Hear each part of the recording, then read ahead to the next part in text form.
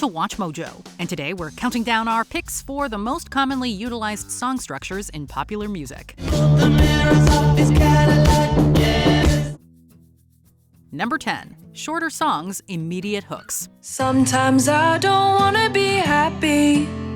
Don't hold it against me. Our listening habits are in a constant state of flux. This also goes for how we produce the art form, particularly in today's digestible world of bite-sized social media. TikTok especially has made it easy for songwriters to strip their music to its barest essence, crafting shorter songs that get to those hooks almost immediately. Good for you, you look happy and healthy, not me if you ever cared to ask. Granted, TikTok fame is as fleeting as those proverbial 15 minutes referenced by Andy Warhol back in 1968. Still, in a world that thrives on instant gratification, the success of songs like Old Town Road by Lil Nas X prove that getting straight to the point pays off. This reaps rewards not only for artists chasing viral success, but also for listeners with brief attention spans. Yeah, I'm gonna take my horse to the Old Town Road. I'm gonna ride till I can't no more. Number 9. 12-bar blues. Go,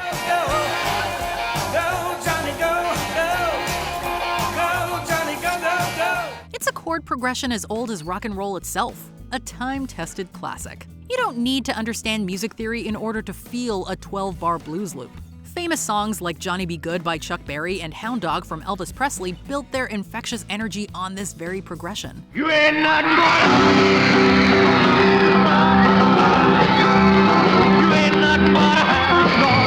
Today, 12-bar blues numbers are largely seen as nostalgic throwbacks to rock and roll's infancy. But it's important to remember how the stuff was once seen as dangerous. Conservative voices at the time worried how the urges of youth might be encouraged by pop music's adoption of the blues. They couldn't stop rock and roll, however, and this popular song structure endures today. We're gonna rock around the clock tonight. We're gonna rock till broad daylight. Gonna rock around the clock tonight. Number 8. No bridge. Early one morning the sun was shining, she was lying in bed. There's no right or wrong way to write a song.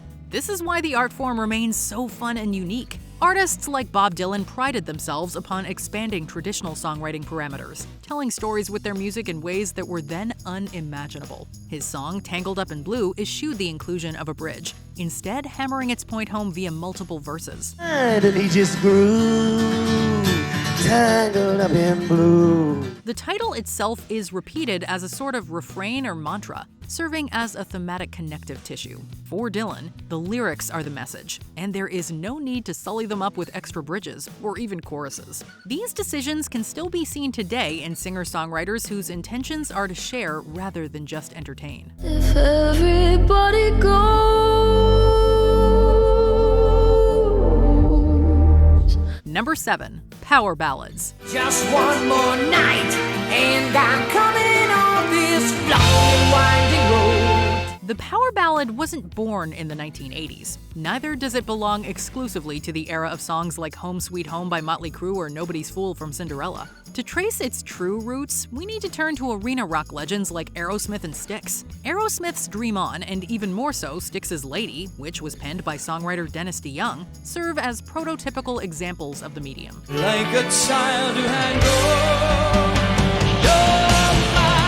lady. Power ballads were usually designed to showcase the softer side of an aggressive act, often being placed in the 3rd or 4th position on an album. Their structure tended to be melodic and sensitive up front, with a rousing, electrifying finale. Piano and acoustics were optional, as long as the effect felt suitably sincere.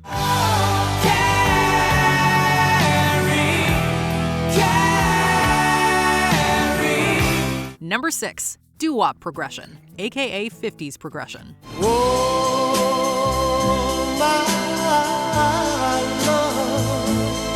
The beauty of the 50s progression lies in its simplicity. Though it first gained traction in the late 1930s, it became more closely associated with the doo-wop era of the 1950s, hence its name. The 50s progression evokes memories of innocence and nostalgia due to its inclusion in hits like Earth Angel by the Penguins. Earth angel,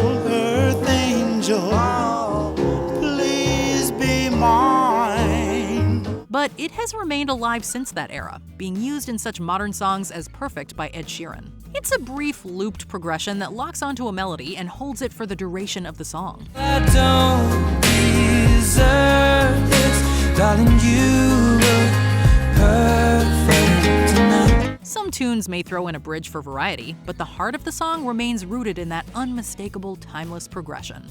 Number 5. 32-bar form, aka verse and bridge. When I was 21, it was a very good year. Jazz standards and the Great American Songbook are goldmines for songs built on the classic 32-bar form. This song structure doesn't feature a chorus, but instead allows room for improvisation and vamping over 2 8-bar verse sections, an 8-bar contrasting bridge, and one final 8-bar verse to bring it all home. Great Balls of Fire is an excellent example of a verse-bridge AABA form, as is the theme from the Flintstones cartoon show. Flintstones, meet the Flintstones, they're the modern Stone Age family. For vocalists like Frank Sinatra or Judy Garland, this arrangement allowed them to showcase their talents, while jazz standards emphasized the musicality of each player as they improvised new material. Someday I'll wish upon a star and wake up where the clouds are far. Number 4. Quiet Loud.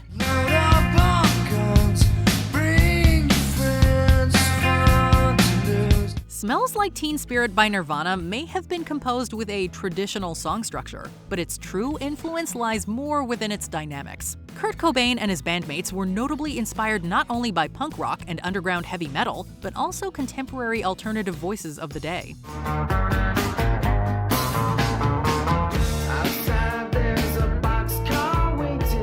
The signature quiet loud structure of the Pixies, for example, was said to have inspired how the bass-led verses of Teen Spirit contrast with its guitar-heavy chorus. Elsewhere, Washington rock band The Melvins was already pushing boundaries, exploring song structures that deviated from that era's glam metal radio dominance.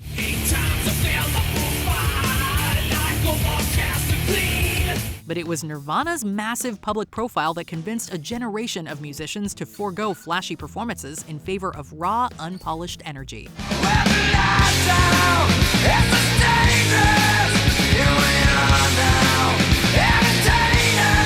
Number 3. Verse, chorus, and bridge. You must understand, the touch of your hand makes my pulse react.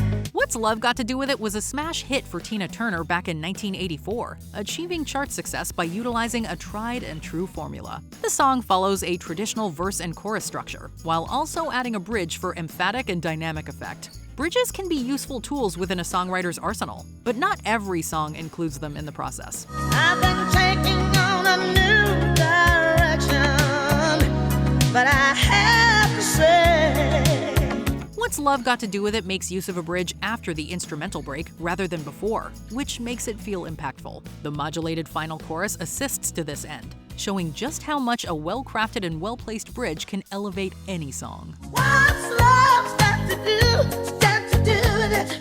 Number 2. Multiple sections and no chorus. But it feels like an elephant shaking. The realm of progressive and avant-garde music isn't usually a place where traditional songwriting can be found. But complex song structures are not exclusive to just prog and art rock bands. Even acts like Queen and Billy Joel have experimented with songs that feature no chorus, and instead move through multiple propulsive sections. I see a little silhouette of a man. Scaramouche, will you do the fandango? Bohemian Rhapsody is perhaps the most famous of these, a mini operetta that achieved worldwide success in spite or perhaps because of its bold and uncompromising structure. On the other hand, Billy Joel's Scenes from an Italian Restaurant may not feel as dramatic, but it also tells a complex story in a similarly unconventional manner. They started to fight when the money got tight. They just didn't count on the tears. Before we continue, be sure to subscribe to our channel and ring the bell to get notified about our latest videos. You have the option to be notified for occasional videos or all of them. If you're on your phone, make sure you go into your settings and switch on notifications. Number 1. Verse chorus. And if your train's on time, you can get to work by 9 and start your slaving job to get your pay. Homer Simpson said it best when he yelled, Get to the working overtime plan! and sure, working overtime may not be the chorus to Bachman Turner Overdrive's Taking Care of Business, but the sentiment remains. We love a good chorus, to the point where it's often the only thing we retain from many hit songs. Taking care of business every day. Taking care of business often so excited to get that shot of dopamine that we forget the verses even exist. But without that push and pull dynamic, or working overtime if you will, the payoff wouldn't feel nearly as good. The ABAB structure of songs like Smoke on the Water ensures that the chorus is the star, because it's in stark contrast to the verses. That is the secret that turns good songs into hits. Smoke on the water, fire in the sky. Are there any songs with a totally unique structure that you dig? Let us know in the comments. You got to come original, you got to come original. Our entertainers come original. Did you enjoy this video? Check out these other clips from WatchMojo, and be sure to subscribe and ring the bell to be notified about our latest videos.